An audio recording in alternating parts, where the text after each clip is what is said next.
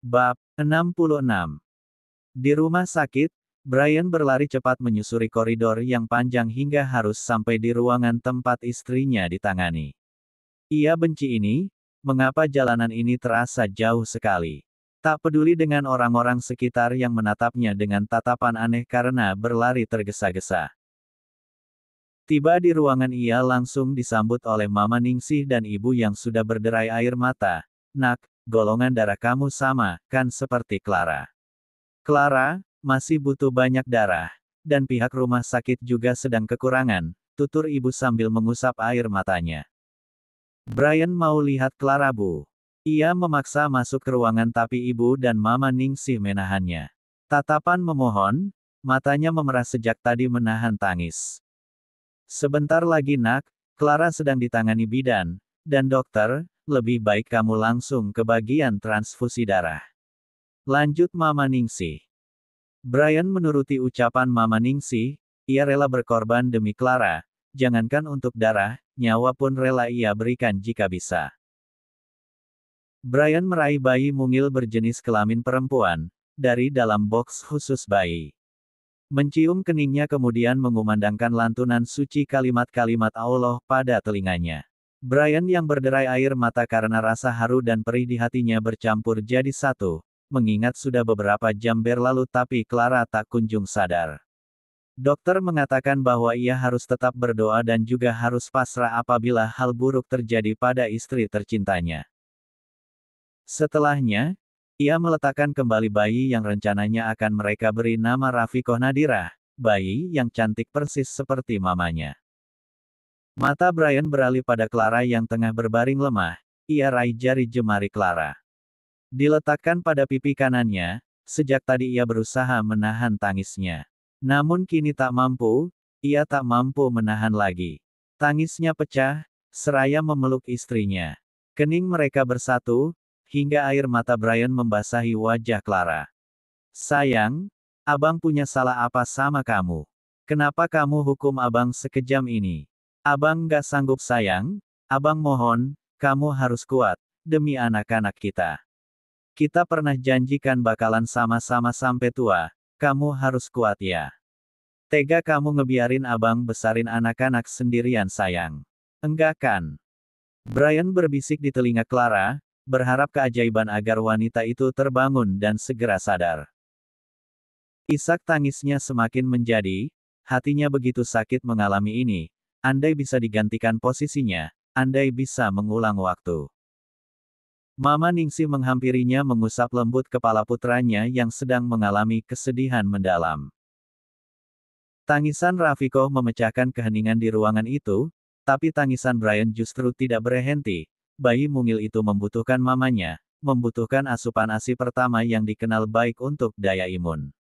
Tapi apa daya, Rafikoh tidak bisa mendapatkan itu saat ini. Terpaksa ia harus mengkonsumsi susu formula untuk sementara waktu. Ya, Brian berharap kondisi ini hanya sementara. Bukan selamanya. Sayang, sayang. Tepat jam 2 dini hari, isak tangis Brian di tengah tidurnya mengusik Clara yang tengah tertidur lelap. Baru 1 jam yang lalu Clara bisa memejamkan mata karena sesekali masih merasakan sakit di bagian bawah perutnya. Clara segera terjaga dari tidurnya, mendengar seseorang menangis, yang tak lain adalah suaminya sendiri. Sayang, sayang, abang. Clara mencoba membangunkan suaminya, sambil mengusap kening lelaki itu yang dibasahi oleh peluh. Penasaran pun menghampiri Clara, mimpi apa yang mengganggu suaminya hingga seperti itu. Abang, bangun itu cuma mimpi. Clara memeluk lelaki itu dan berbisik di telinganya. Walau Clara tak tahu yang sebenarnya, tapi apapun itu, semua hanya mimpi. Seketika Brian membuka matanya, menangkap kedua pipi Clara. Ia tatap lekat wajah istrinya itu, sebelum bernapas lega. Ya Allah, sayang. Alhamdulillah, cuma mimpi. Brian wajib bersyukur, yang ia alami tadi hanyalah bunga tidur. Kali ini, tubuh Clara didekap erat olehnya seolah tak ingin lepas lagi. Tangisnya belum mereda. Ia masih menangis di dalam dekapan Clara. Seolah menular, Clara pun ikut menangis, meski masih tak paham apa yang sedang dialami lelaki itu di dalam mimpinya. Clara mengalungkan kedua tangannya di leher Brian. Abang, itu cuma mimpi, tenang ya. Clara mencoba melepaskan pelukan, menatap wajah suaminya dan mengusap air mata suaminya itu dengan ibu jarinya. Terima kasih sayang, kamu masih di sini. Terima kasih, jangan pernah kemana-mana ya. Kamu nggak boleh pergi dari kehidupan kami, lanjutnya. Mimpi apa sih abang? Sampai segitunya. Brian mulai tenang, meski pikiran buruk tetap menghantuinya. Belayan tangan Clara saat ini penuh sayang menyadarkannya bahwa yang ia alami beberapa menit yang lalu itu hanya mimpi belaka. Clara masih di sini, Clara sepenuhnya sadar. Bukan apa-apa sayang, Brian tak ingin berkata jujur.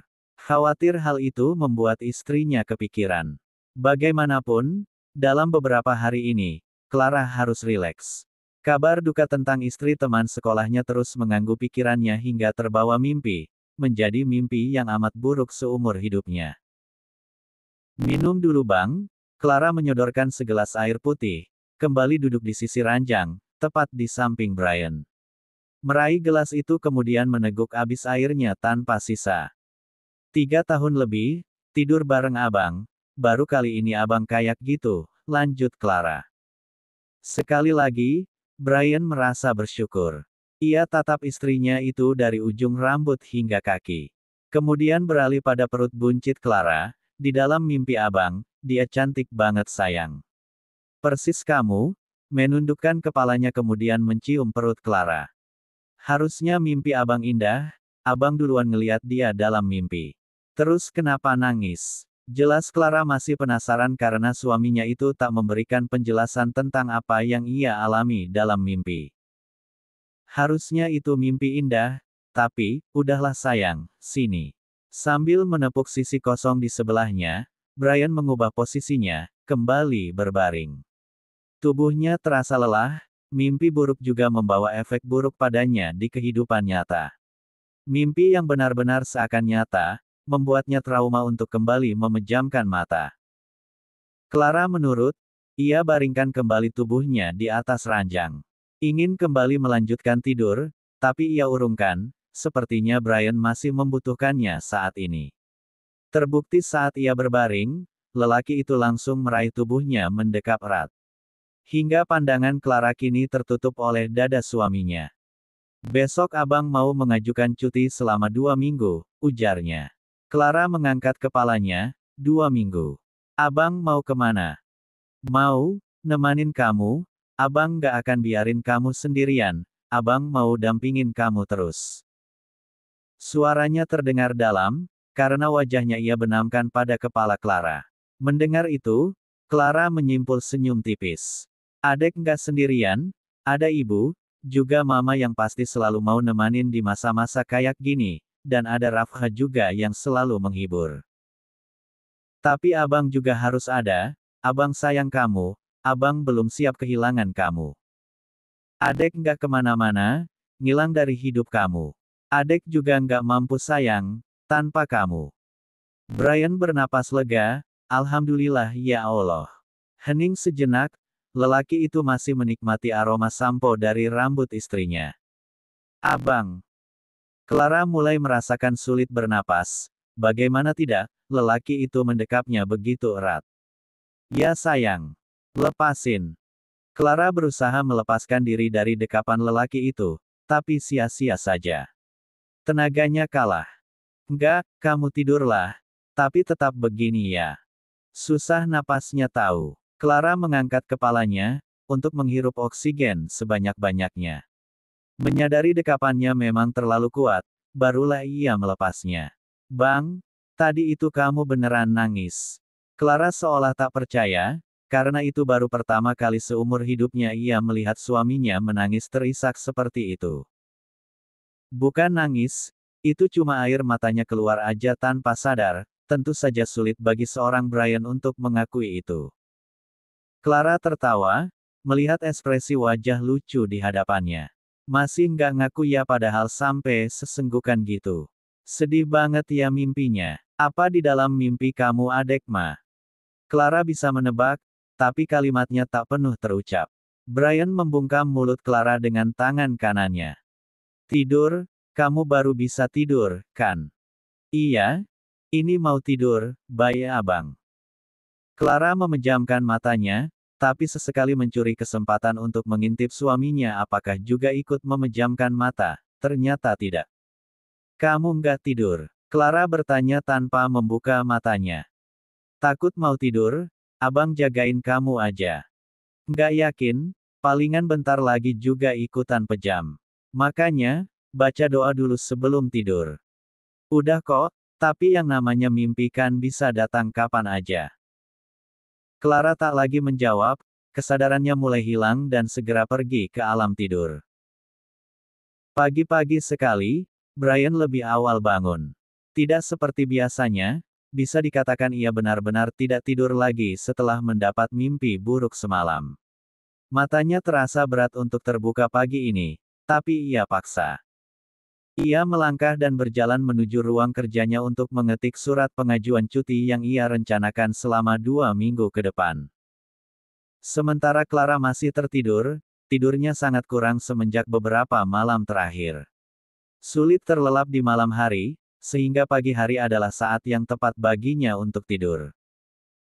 Mama, Mama, Rafha sejak tadi menunggu mamanya bangun, kini berdiri tepat di sisi ranjang sambil menatap wajah sang mama.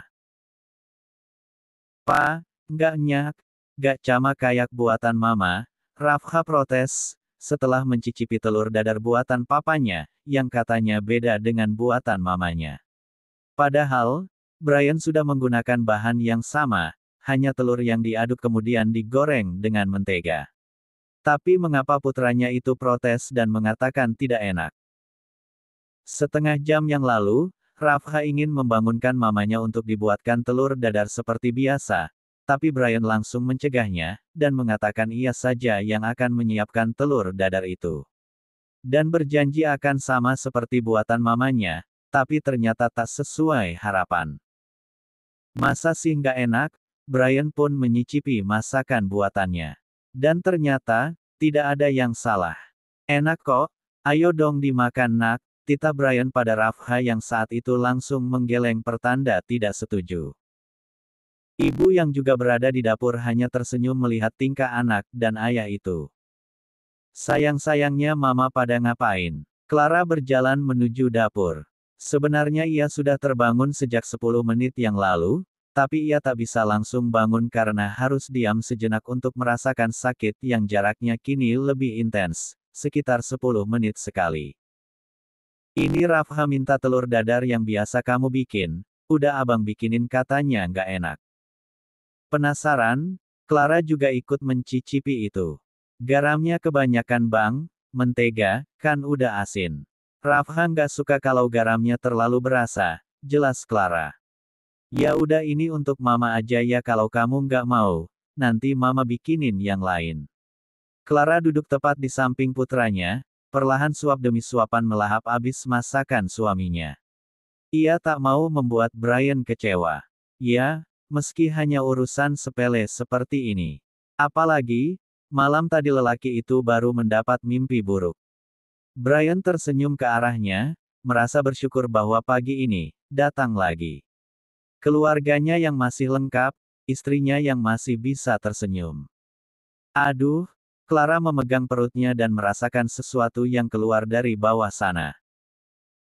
Di salah satu rumah sakit bersalin ibu dan anak di kota mereka, dalam sebuah ruangan VIP orang-orang tengah berkumpul karena kehadiran seorang putri cantik bernama Rafikoh Nadirah. Berbeda dari proses lahiran anak pertama, proses Clara melahirkan kali ini lebih cepat. 2 jam yang lalu, setelah pecah ketuban Clara langsung dilarikan ke rumah sakit dan langsung ditangani oleh dokter yang sama saat melahirkan Rafha. Tepat pukul 10.25 Clara melahirkan anak keduanya. Jika saat melahirkan Rafha waktu itu Clara tak sadarkan diri, kali ini wanita itu justru langsung bersemangat.